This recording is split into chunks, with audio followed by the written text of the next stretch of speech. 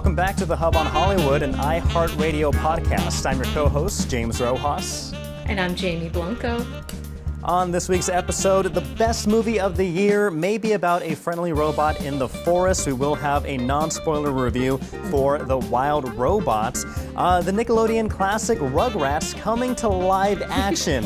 Is this a good idea? I'm not sure. But, and I'm sure a completely unrelated topic, but we will be going over the worst and scariest CGI babies in cinema Totally unrelated. history. Totally unrelated. Yeah. We're also going to be hitting on the hottest cast of actors in movies out this year. Do you like that? Hitting on the hottest cast this year. I see what you did there. Apparently, there's no limit for artificial intelligence because that's how this list was put together. That's how you know we are in the end of days before Terminator 2 Judgment Day hits us. Before that hits us, Jamie, we are officially in the Halloween spooky season. Do you feel the terror, the horror, the vibes? Are you feeling all that right now, Jamie? Sure, but you know what? Those vibes, they're giving me life. Okay, they are invigorating me. The leaves are changing, James. It's a beautiful, beautiful time in New England. You know, Salem is doing what Salem does best. You know, the witches are out. The coffees are out, and people are doing their brewing fall like things, a witch's cauldron. Have they're you seen brewing, the pictures? Have you seen the pictures or video of Salem so far? Like the first weekend of Halloween, it's already chaotic. It's already crazy filled and packed. And again, the mayor's reminding everyone, don't drive here. You will not find parking. You'll be driving for 5 hours. And then when you do get to walking around, everything is already reserved. So you have to have a game plan. You just can't wander into Salem. You need reservations for certain attractions or events or tours because they're all packed. They're all filled to the brim. You needed to have booked this like 2 months ago. But, you know, take the train like we did. The Hub on Hollywood, we went down to Salem last year. We took the train. That took, what, an hour and a half to get there on the train? Yeah. But we made it. And it's such an experience. It really is. It's worth it, though. It's worth it. It's great out there right now. So, yes, feeling it. I'm feeling it. What about you, James? I am feeling it. And I'm a big horror fan, a big horror movie fan. So this is peak horror movie season. And so for rest of the horror fans in Boston, you are in luck because there is this spine-chilling festival of sorts that's going on. And you can watch it from the comfort of your local AMC. BlumFest, put together by Blumhouse Studios. They are all across the nation, but also here, of course, in Boston. They are screening their best, their favorite, their top-grossing, most spookiest Blumhouse nightmares back on the big screen. And here in Boston, they're going to be participating at the Boston Common, Liberty Tree Mall, Methuen, over in your neck of the woods, Jamie, and also Framingham. At the AMCs, they're going to be having Insidious 2 showings back on the big screen. Happy Death Day. I haven't seen that, but I heard it's really good. The Black Phone with Ethan Hawke, another really good film. And also, you saw this one. We reviewed it on the Hub on Hollywood, Five Nights at Freddy's. I was going to say Freddy Nights at Freddy's, but it's Five Nights at Freddy's. Five Nights at Freddy's, which was pretty fun. That was a great movie, yes. Yeah. So right now, if you are a big fan, they're having weekly screenings. So each Wednesday of this month. So the next one will be October 9th, October 16th, October 23rd, and the 30th. That's when each of these movies will play. So check out your local listings at your AMC, whether you're in Boston, whether you're in New England, or anywhere across the country. Check out your AMC if you are a big fan of Blumhouse, because those are coming back right on time, right in the nick of time for spooky season. Speaking about spooky and scary movies and another Blumhouse studio film, this movie coming out is called House of Spoils, and it stars a local Beverly native, Bridget Savage Cole. She's the director of this film, and she, along with Academy Award winner Ariana DeBois, they will be in Beverly, just north of Boston, over at the Cabot Theater, screening House of Spoils. It's already on Amazon Prime, but you can watch it right there on the big screen with the director, with the star, and then afterwards, after the screening, there will be this Q&A. So this is a really cool movie, and for those who are not aware, House of Spoils follows an ambitious chef as she opens a restaurant on a remote estate where she battles kitchen chaos, crushing self-doubts, and a haunting presence who threatens to sabotage her at every turn. So again, this is on Amazon Prime right now, but if you are in the area, if you want to meet these locals, celebrate the locals and their hard work, and watch a great movie on big screen, check out the Cabot Theater in Beverly, Massachusetts. Again, that is happening next week Thursday. I love that. It's hard enough being a chef without having a ghostly presence also messing with your recipes and whatnot. That sounds like a great one. Sticking with the North Shore, James, the Hub on Hollywood has been doing a series of Instagram videos where we are going out to film locations around Massachusetts. The last couple of weeks I've been in the North Shore. I was down at Crane Beach in Ipswich and on Revere Beach where they filmed Little Women and Fall Guy respectively. Right? Anyways. But if you are into film locations, of which there are very many, in Massachusetts, there is an upcoming event that you do not want to miss. It's called Made in Massachusetts, 100 Years of Filmmaking in the Bay State. This is so up our alley. It is upcoming Sunday, October 13th at 2 p.m. at the Triplex Cinema in Great Barrington. So go to thetriplex.org for tickets for that. It's a 3+ hour chronological compilation of scenes from over 200 films and TV shows shot in Massachusetts from 1922 to 2022. Incredible. You definitely don't want to miss that. We're going to be talking with the organizers of this event next week. So check back in with the Hub on Hollywood next week. That's going to be a really fun interview, and you don't want to miss that event either. So I was just Googling right now. I was trying to see if we had California beats, because you said, the first movie stretches back to like 1922, you said? The first movie that they're going to be showcasing, right, with locations filmed in Massachusetts, right. Right, so 1922. I was trying to see, how do we compete with Hollywood West, a.k.a. OG Hollywood? And apparently, they had a film in 1910. So they kind of have us beat by 10 years or so. But look at that long, beautiful history of filmmaking here in Massachusetts, in New England, going back to the 20s. So, we're right with you, Hollywood. You may have had your time in the shine for decades and decades and decades, but we're right behind you. We're gonna get you. Hollywood East is coming for you. Absolutely, absolutely.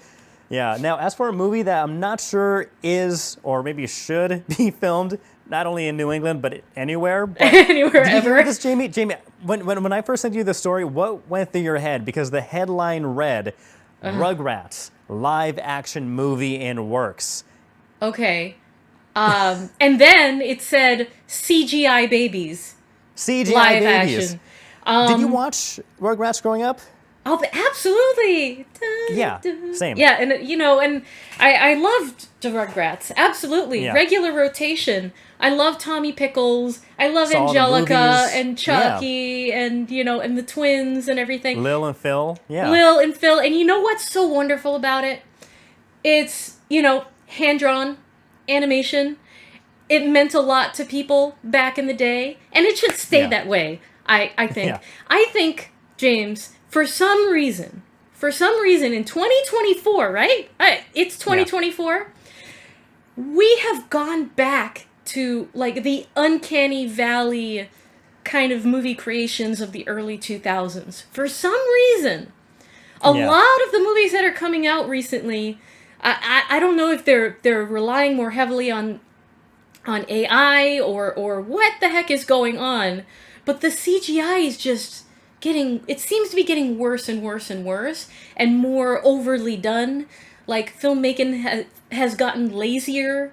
Like they're trying to pump these out faster. Like I don't know what is happening, but for some reason we are revisiting that territory.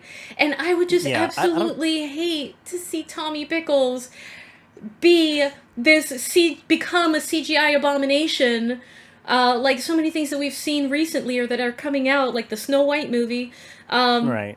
and I especially don't want it to look like the image that you created I was with just gonna say. CGI. If you check out our social media, James created this kill it with fire abomination of a Tommy Yeah. Pickles. So what I did, because AI is everywhere. Apparently, we won't Yeah. escape it. And Hollywood wants to use it so much so. But I use an artificial intelligent program, and I just put in live action Tommy Pickles, Rugrats, baby, yada yada, Yeah. and it popped out. I will say this is the one that is posted that is either the thumbnail for the YouTube video or on our social media. That was maybe the 7th or 8th try at trying to find like a normal looking baby live action Rugrats as possible, because the Yeah. previous ones were just horrendous, like monsters from the movie The Thing, John Carpenter's The Thing, where they have extra arms and limbs and toes and Oh, ears, no. and just like it was weird. Oh, So God. the one that I posted, believe it or not, with how weird it is and how it looks, that was the best version it is. But that is scary. It's terrifying. But basically, Paramount is the one. I want to find out who's behind the scenes greenlighting this stuff, because Paramount putting together the film, as you mentioned, featuring CGI babies in a live action world. Pitch Perfect director Jason Moore helming the project, with Saturday Night Live actor Mikey Day writing the script. Rugrats debuted on Nickelodeon in 1991 and ran for several seasons, inspiring 3 different films. Just come out with more films, like the animated film, or like come out with like a soft reboot of the show, put it on Paramount Plus or what have you, and then come out with the movie. But the live act, like you know Sonic, right? You know Sonic the Hedgehog movie? Yes. That works because everyone else, it's a real world, and you have like this 2.5 foot, 3 foot tall Sonic, and it works because like it's a character that doesn't resemble anything else in the world. We know what babies look like. We see them every day, and seeing a CGI baby crawl, walk, talk, whatever, what have you, whatever the Rugrats will be doing in this movie. It's terrible, and it gets spotted every single time. So much so that there are lists everywhere online and videos about the top 10 fakest looking, worst acting movie babies out there. And so I figured, let's go down the list. Let's find some of the worst CGI movie babies out there, and see if these will remain the worst, or will the Rugrats, all of them, end up on this list and supersede and surpass every other one here. Okay. But let's start with there's the 1994 Arnold Schwarzenegger movie called Junior, where Arnold, his character, I think is a scientist. I haven't seen it in years. Maybe I saw as a child, but in this movie he impregnates himself with the magic of science, and he gives birth. But before that happens, he has a dream about giving birth, and then he pulls out is holding a baby, and then it shows the baby's head, and it's literally Arnold Schwarzenegger's head superimposed onto this baby, and the forehead's huge, the eyes are bulging, he's screaming. It looks horrendous, and it does not age well at all. So that is rightfully on the list of worst CGI babies. Yeah, I'm seeing the picture. That is the stuff of nightmares for Nightmare sure. fuel. Oh Lord. Let's see what else we've got here on this list. There are a number of interesting ones, but I think one that I agree with. Let's see. Oh my God. Yes.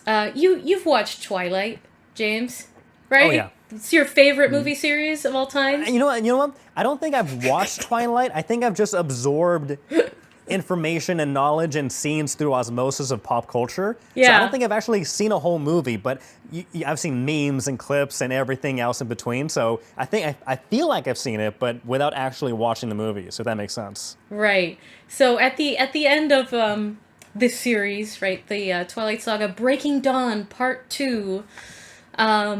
Bella gives birth to this vampire, right, hellish child, which is supposed to be so cute and beautiful, but it was so badly animated. And the film would go back and forth between this super fake baby with a weird face and weird movements to just a straight up doll. And there was no in between. It was obvious doll that's not even moving and has a fake face, or, CGI Nightmare Baby that has these creepy movements and talks, and so that was just very, very ugh. I don't even have words for that good. One. Another one is, and I actually really enjoy this movie, but and in hindsight, in watching it, I thought the effects were great, and this may get some leeway just because it is a weird movie based on aging in reverse, but Benjamin Button. The Curious Case of Benjamin Button, starring Brad Pitt. So there's the old baby. So the baby, is born, but is an old man kind of a thing. So it looks like this kind of. Do you remember the movie? It's the Harry Potter movies with what's the name? Voldemort.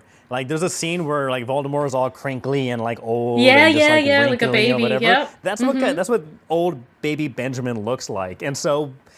I think, however, it works with this film because it is kind of working with this weird old aging into young and this old baby going into a young. So it's a weird movie. I'm going to give that one a slight pass, but it is kind of jarring if you haven't seen the movie, or at least in a long time. Magical realism. Also, my favorite Brad Pitt movie of all time because he gets hotter and hotter and hotter as the movie goes on. But then he eventually becomes a baby. Yeah, that's weird. Yeah, I think it's so weird. The meeting in the middle part is where you want to be, right? Right. Yeah. Exactly. Yeah, just like had him stuck at that pristine Pitt age. Right. Let's see, another baby movie. No, this one I haven't seen, but again, it gets talked about so much so. It's infamous for being how bad it is, but it is The Son of the Mask, the semi-quasi sequel to Jim Carrey's The Mask, which is fantastic. But Son of the Mask, starring Jamie Kennedy, there's this child, this baby, who is born with the powers of the mask, and so he kind of transforms, like it's a CGI baby, but then he turns even more cartoonish, just like Jim Carrey in The Mask, where they really play with the cartoon animation of it all. And so this baby does it, but every scene looks terrible. It's a really really bad movie. So Elvie from Son of the Mask is one that makes this list. Okay, and now I've got one that's not on this list, but it's definitely on my personal list. So do you know about Pixar's Tin Toy? No. It was Pixar's, one of their very first animations. It was a short film that they created in 1988 when computer animation and CGI was brand new. And the story follows a little baby in a diaper playing with toys. This was the precursor to Toy Story. However, talk about nightmare fuel. I think this is worse than the Arnold Schwarzenegger baby, and I need you to look it up really quickly so that you look at this, because just it's not only the look of the baby, because back then, I mean, CGI was brand new, animating human beings extremely hard, especially with the antiquated programs back then, but it's the movement of the baby. Yeah. That Why is like the baby's head and face so lumpy? Like even like his cheeks and everything is like and lumpy, mouth. like indented. And his mouth. And when he moves. I mean, again, 88, so amazing. 1988. Given the times. But this would not pass at all. But when it crawls, like it doesn't even bend its elbows, and it's like just like a demon spawn moving across the screen. So definitely Tin Toy, a marvel for its time in 1988. But looking back on it now, nightmares. Hey, but it brought us Toy Story, so. Absolutely, it was worth it. That horrendous baby.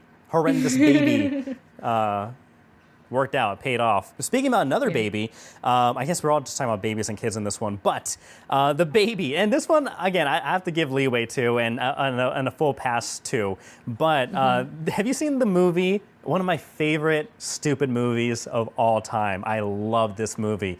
It is the martial arts parody Kung Pao Enter the Fist. No, came out in 2002. This is not Kung Fu Panda. This is something else. It is not Kung Fu Panda. It is. Again, I'm biased, but I would watch this movie 10 times more than Kung Fu Panda. But basically, it's about, it's a martial arts parody about this chosen one who was going to be executed by this clan of martial artists, these evil ones. But the special baby is like the chosen one and like very good at fighting. So even as a baby, like start to escape like fights, like martial arts, this other guy, and then eventually the iconic scene where the baby is rolling down the hill for like an excessive amount of times, and it's like and in that scene it's a doll, but there's another scene where like it's CGI baby fighting, and I love this movie. It's hilarious. The scenes, they don't look that great, but this is a parody, so I'm gonna give it that wiggle room and say it's still great.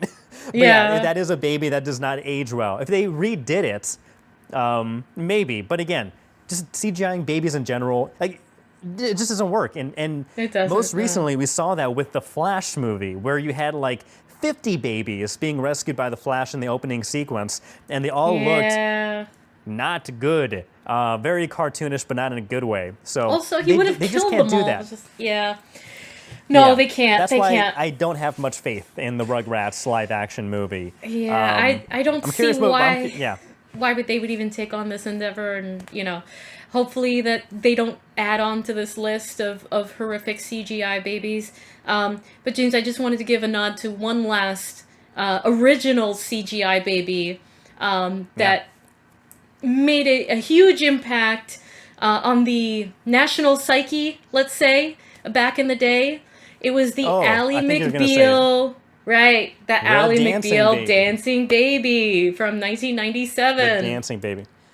An improvement. Love that baby. They do. They love it so much, and it's just obviously not at all natural or normal, but dancing and people loved it. So yeah. What's the story with that baby? Wasn't she like having like a fever of 1,000 degrees and she just saw that baby or something? Like I don't know the story of the baby. I don't remember the story of the baby either. Because it's not a real baby. So I think no. Yeah, she was. No, I guess she donated on the 5th and final season. Ally McBeal, a girl named Maddie, shows up at Ally's doorstep claiming to be her daughter. This is because Ally donated an egg for research while in college, and the egg was fertilized. Where does the baby come in? Why would she sing a baby? The baby showed up as a symbol of Ally's fear about her biological clock, as a metaphor that hasn't aged well, but was still sort of charming at the time, as charming as that show got anyway. Jeez. Yeah, freak. Everybody's talking about that baby. I was like so young. What year did this come out? Because I remember just being so young. 97. So yeah, just like weird. Exactly. Humans are weird. Babies are weird. CGI babies are weirder. But you know what? Who has a beautiful baby? Your baby. Absolutely beautiful. Thank you. Gorgeous. She's a year and a half right now, but I still call her a baby. I refuse to not call her a baby because she's still a baby. She's still a baby. She's still a really cool baby. So yeah. Well, your kid's nothing to sneeze at either. You pop out some pretty good looking babies yourself. Exactly. That's right. That's why I'm the Rizzler, right? My son was saying, "You got no Riz." Like, we're all Rizzlers in here. Anyways, moving on. CGI babies bad, real life babies good.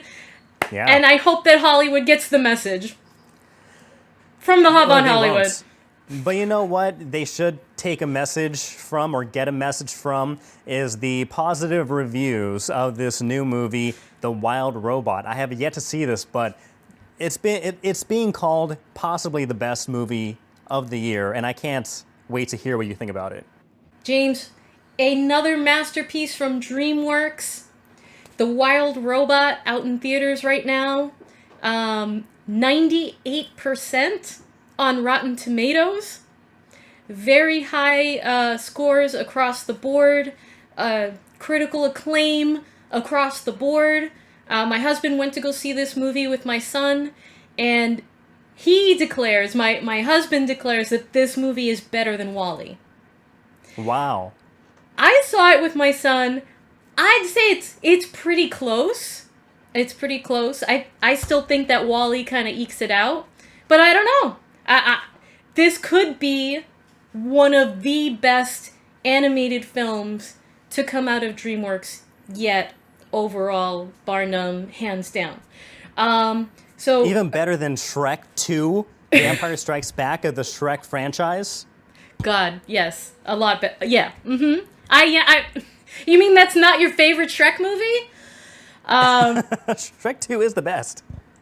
Yeah, I can't wait to see Wild Robot incorporated into all the other DreamWorks properties. I don't know if you've ever been to the Nickelodeon World. They're in the American Dream Mall in New Jersey. They also have a DreamWorks water park with all of the characters. I think this would make for a great ride. There's water scenes you can add to the water park. That has nothing to do with what we're talking about right now, though. However, let me give you a synopsis of the Wild Robot before we talk about how they're going to be making theme park rides of this. But Sure. shipwrecked on a deserted island, a robot named Roz must learn to adapt to its new surroundings. Building relationships with the native animals, Roz soon develops parental bonds with an orphaned Gosling.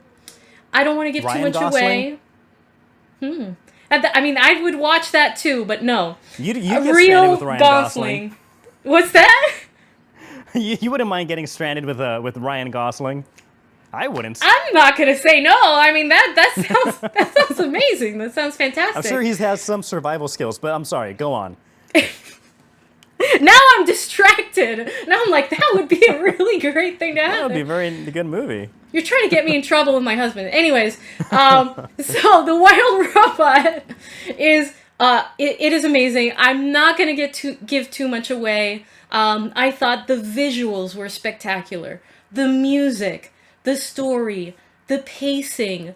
I feel like there were some people who have a little bit of an issue with the animation style. I thought it was gorgeous. I didn't have any criticism whatsoever about the animation style. There might be a little bit of pacing issues towards the end.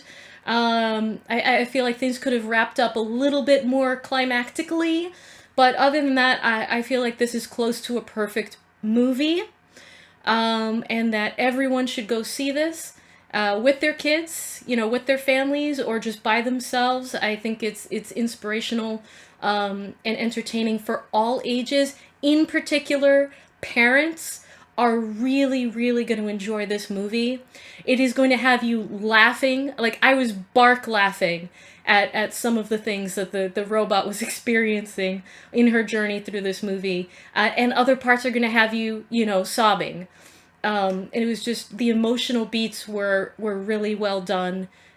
This is expert writing, filmmaking, and I'm really, really happy to have seen it. I've already seen it twice, and I'm probably going to see it a couple more times with my son, who really also enjoyed it too. And he's 9 years old, and he absolutely loves it, wants to go back again. So, The Wild Robot, in theaters now, 100%, 10 out of 10 shirtless Kylo Rens.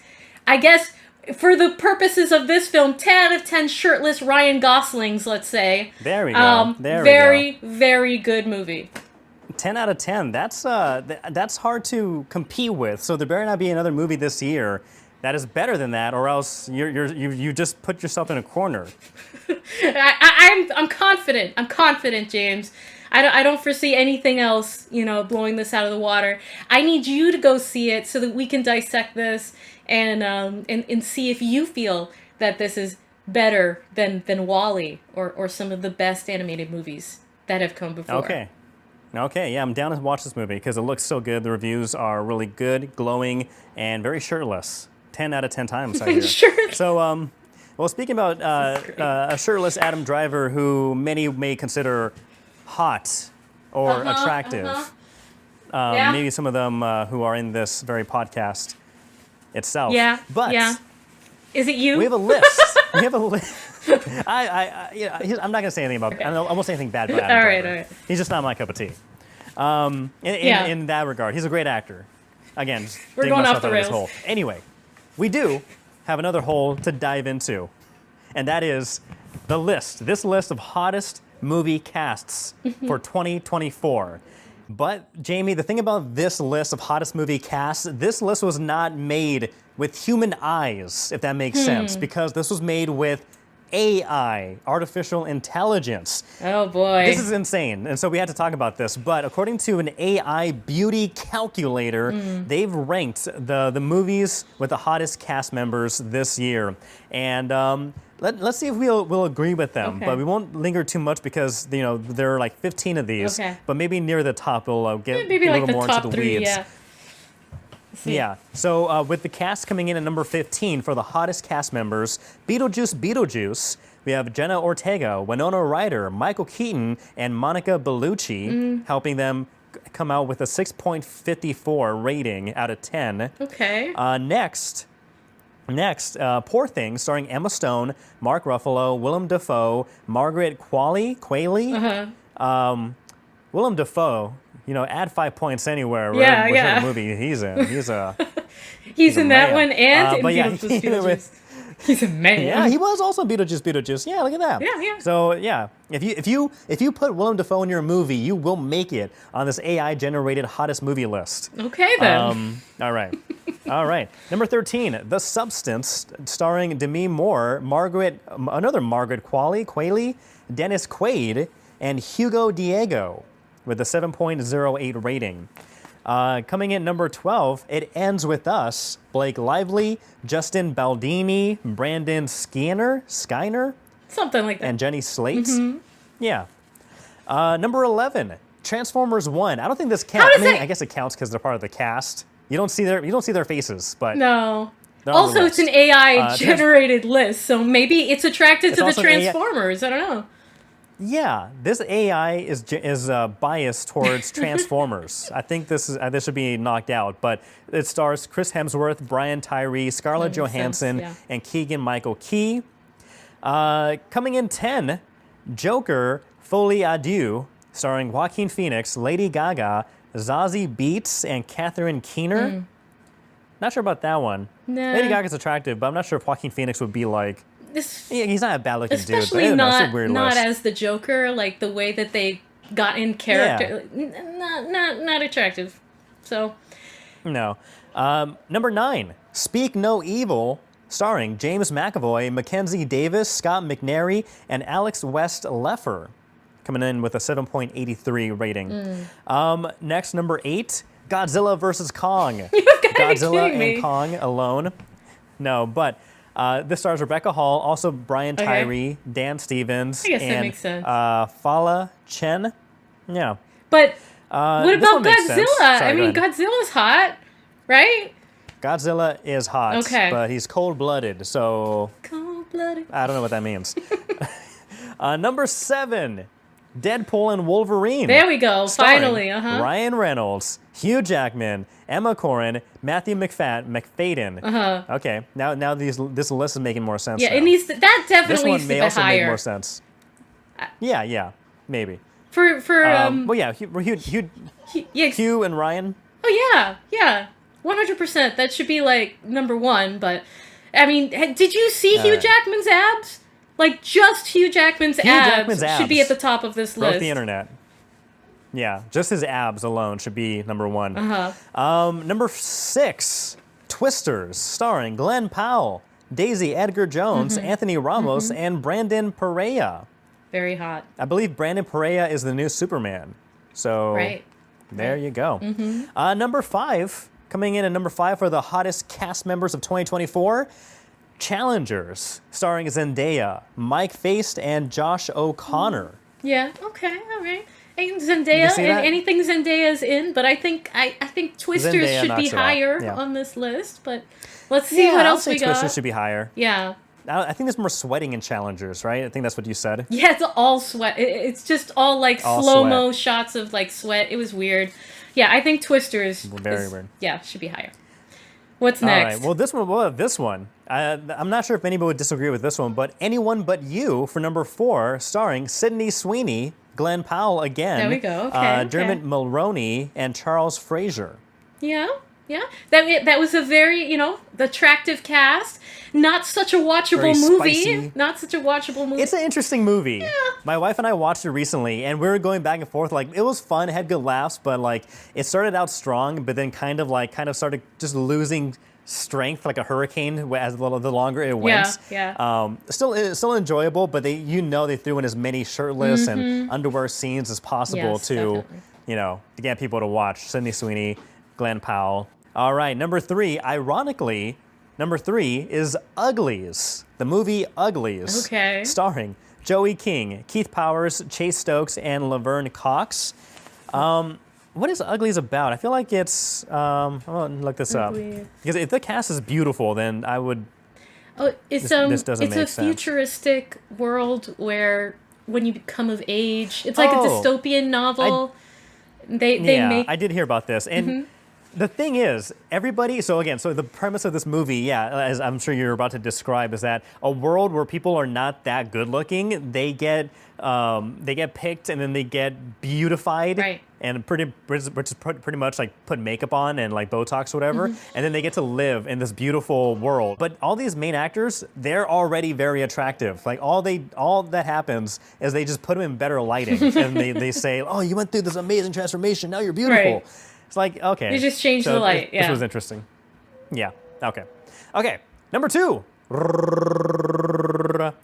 Nice. Furiosa, a Mad Max saga, starring Chris Hemsworth, Anya Taylor-Joy, Alec Brown, and Tom Burke. Okay. All right. Yeah. Okay. Sure. That's pretty good. Yeah. But what is number 1? What is number 1 on this number 1 AI list? This one, I think I agree. I think I agree with the AI on this one. So coming in, and number 1 is, with a 9.09 overall score, is Dune Part 2, starring Zendaya, Timothy Chalamet, Florence Pugh, and our boy, Austin Butler. Oh, yeah. Oh, my gosh. Okay, fine. So AI can recognize some, forms of attractiveness. I don't know that I would agree with all of the rankings on this list, in particular the order of how this list is, but I can absolutely give Dune everything that it deserves, including being at the top of the most attractive list for sure. Anything Zendaya's in, really. I mean, Zendaya already lists at several points. I like how we see like actors in multiple movies. So we see Chris Hemsworth in Transformers, Furiosa. We see Zendaya in at least 2 movies. And Willem Dafoe. Willem Dafoe, of course. Not traditionally who you would think Willem DeFabulous is what I call him. Willem He's a gorgeous man. Willem Deslay, indeed. But you said that you have a movie that you would put above the rest, or a movie cast. Yeah.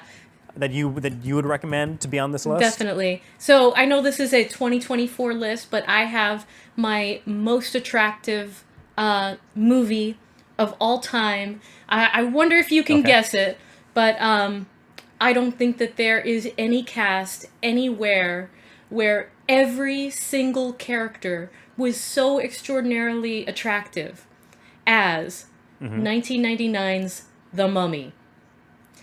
Oh my God, I have The Mummy on my list too. Yes! Great minds think alike. I mean, who can argue with that? Yes. No one can argue with that. Who can argue with that? Brendan Fraser, Rachel Weisz, the cast list goes on and on. Every single human being. Arnold Vosloo, Oded Fur, who played Ardith Bay. Yeah, this is a great cast. And this is peak Brendan Fraser, Rachel Weisz era. So the hottest cast. The hottest cast. I'm looking at you over there off screen. The hottest cast, The Mummy, 1999. One of the best movies ever. It's a mix of Indiana Jones and what's like a good like horror movie? It's a good mix of like everything. Of everything. It's such a good movie. Extremely entertaining. It's eye candy. Yeah. It's fun. This is the way that movies should be made. It does. It absolutely holds up. Even though this was 1999 CGI. It holds up because it's character first. You follow the characters, you care about the story, and it wasn't overdone. It was beautiful, beautiful, beautiful. The Mummy, 1999. I dare you to find a hotter cast in a movie, ensemble anywhere else. Fight me on it. Those listening, those watching, let us know. Write down in the comments who is your top hot movie cast pick. Because I think our eyes are better than AI. That's right. At choosing this. That's right. So let us know. Comment down below. Be sure to follow us if you are not already. Subscribe to the Hub on Hollywood, an iHeartRadio podcast on YouTube. Like, share, comment. You can also listen to us on all the major podcasting streaming services like iHeartRadio, Spotify, Apple Podcasts, and wherever you listen to podcasts. We're also on all the socials at Hub on Hollywood. Amazing. All right. And don't forget to subscribe. You know what else is amazing? What else? What else? Don't forget. Movie trivia. CineQuote specifically is what is amazing. And we are going to be playing. We are on a 9-game win streak, Jamie. Can you believe it? I can't believe it. No. Okay. We have an 80.23% win rate with an average of 2.88 guesses per game. Yeah. That's pretty good. Out of 5 guesses, not bad. No, not bad. No. But today's... I didn't just jinx us. Well, today's a Sunday Stumpa. It is the Sunday Stumpa. Dang it. I did just jinx us. I shouldn't have How gloated could so much. you? You should have stopped me. Right. Damn it. I... Okay. Well, if you want to help us, those listening, those watching, if you are able to, we are playing game 661. Again, if you don't know, CineQuote, every day a new movie is selected, a mystery movie, and you have to guess what it is based off the quotes that they give you. There are up to 5 quotes, and of course, the fewer guesses, the better. That's how it works. Yeah. But let's see if lightning can strike 10 times in a row. All right. Or are we done for? So today's, are we donezo? Okay, and we got a warning. Quotes could be considered by some to be non-suitable for work. So again, if you are in church right now listening to this, lower the volume. Don't pause. Just lower it a little bit more and play along with us. I don't like how they added flames to Sunday Stumper. Now I'm scared. All right, here we go. We can do this. Okay, guess number 1 in 3, 2, 1. Good first day, guys. Yeah, keeps up like this, we'll all be dead by Monday. Hey, fuck you, Phil. This sounds very familiar. Does it? Good first day, guys. Yeah, keep this. We'll be dead by Monday. Could it be like a war movie or? I don't know. Good first day, guys. Yeah, keep us up and we'll be dead by Monday. I'm gonna play it one more time. Okay. 3, 2, 1. Hear? Good first day, guys. Yeah, keeps up like this, we'll all be dead by Monday. Hey, fuck you, Phil. That sounds so familiar. All right, let's go to the next quote. Let's see. Okay, next quote. Let's see if this gets easier. In 3, 2, 1. 1871. That's when she went up, gentlemen. We called her the Kirkbride Building, named after Dr. Thomas Kirkbride. Well, it's a pretty simple layout, really, you know? If you consider a giant flying bat, you know, the main staff building's in the middle, the bat body, and slanting off to each side are these like giant crooked bat wings. You know, one for female patients, the other for male, you know? A bat. Okay, I don't know. Yeah. This one I don't know. We're not allowed to cheat. No, Jamie, we can't Come cheat. on. All right. No. I mean, the voice sounds kind of familiar, though.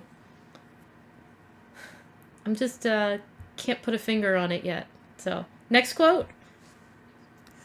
Okay, next quote. Let's see. In 3, 2, 1. When was the hospital actually closed? 85. 85. Yeah, because, you know, I'm curious because, you know, they got you and you got the firearm on, and it's not like people are trying to get out, right? No, not out, in. Kids, delinquents, homeless. Oh, yeah. A lot of patients ended up in the streets when this place closed down. And some of them, they come back. I found a half a dozen squatting up there last spring. Patients come back? Yeah, they come back. I mean, God knows why. Where do you see the place? I mean, Jesus, I'd rather sleep in the street personally, but then, you know, I'm not nuts. What could this be? I don't know. Maybe it's like that's the one. It's not the movie I'm thinking of, but I'm trying to think like something with like an insane asylum. So the one with one flew over the cuckoo's nest. But I don't think it's that. Maybe Shutter Island, but it's not Shutter Island for sure because they're on an island. People wouldn't be Going in, it doesn't sound familiar. Asylum.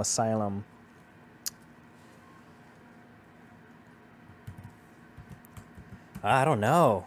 This one's tough. And it sounds like it's an older movie, too. Maybe like in the 80s. Oh, you jinxed it! All right. I did jinx us. Next quote. There's got to be something that gives it away. These are long quotes, too. Yeah. All right, 3, 2, 1. Nearly all these places got closed down in the 80s, the budget cuts. Feds called it deinstitutionalization. So they just dump the people on the street? Some went to like home care type programs. So the loonies are outside in the real world, and here we are with the keys to the loony bin, boys. Well, it wasn't just the budget cuts, What was it then, Mike? Patricia Willard scandal, 1984. Patricia Willard? I don't recall that. Patricia Willard. She was committed here in the 1970s by her parents. Manic depression, that sort of thing. Typical adolescent crap. But in the 1980s, this new kind of therapy took off, repressed memory therapy. See, the shrinks figured that with these new techniques they designed, they could release hidden memories of traumatic events in your life. I'm just going to guess One Flew Over the Cuckoo's Nest. It's not, but... Okay. Submit. That's not. Okay. Because that's just like in my brain and like I just want to go away. But I don't have anything else. So our final guess, Jamie? Yeah. Okay, final guess. Okay, Yeah. go for it. All right, 3, 2, 1. Mary, I want you to try to remember what happened 22 years ago on Christmas night in Lowell. That's where we grew up. Yes. Can you tell me what happened that night in Lowell? Nothing happened. Mary, something did happen. That's why we have these sessions to help you remember, so you can get better, okay? No, I can't remember. Final note. The patient is showing extreme agitation. I'm thinking Black Christmas. Black Christmas? Unless you have another... I have no other guess. 1974. I have no other guess. Let's give it a try. Okay. Black Christmas, 1974. Submitting. No. Session 9. What even is that? 2001. What even is that? Never heard of it. No, me neither. Anyways, we've been defeated. So check this out. So it also shows the top incorrect guesses for this game. And the top 3 were One Flew Over the Cuckoo's Nest. The other one is Shutter Island, Everything which you I said. mentioned. And the third guess is Black Christmas. Wow. How crazy is that? Every one of your guesses was a top guess for a top this. incorrect guess. That's crazy. That's funny. Now I don't feel so bad because we're in good company. If we're going to lose, That's right. might as well be in good company of other good losers. And everyone else all right. Everyone else listening out there and watching out there, they're in good company with us here on the Hub on Hollywood. Absolutely. We appreciate everyone who watches, listens, comments. We're going to have some great interviews coming up in the next couple of weeks. And make sure that you like, subscribe, share, all that jazz. We're everywhere that you listen to podcasts. We're on Facebook, Instagram, TikTok. So interact with us. We'll interact with you. And if you have a story to tell, if you're a filmmaker, if you are an actor, if you are location scout, stunt double, any of the above, you're working here in New England, we want to get you on the podcast. So reach out to the Hub on Hollywood. We want to hear from you. Absolutely. All right. Well, thank you so much for tuning in to this week's episode. This was a really fun one. Let us know, comment down below what your thoughts on the Rugrats CGI live-action movie. Will it be good? Will it be terrible? Most likely terrible, but we can always hope. Right. And also the hottest cast of actors and movies that came out this year. What would your pick be? Who would you put on this pedestal of hotness, the peak hotness in Hollywood? Let us know. And also, if you watched The Wild Robot, Give us your non-spoiler review, or maybe if you want to give a spoiler warning down below. Let us know what you think. I really want to see it soon. I hear great things, as Jamie was mentioning before. So yeah, comment down below, join the conversation, and we'll see you next week. But in the meantime, I'm James.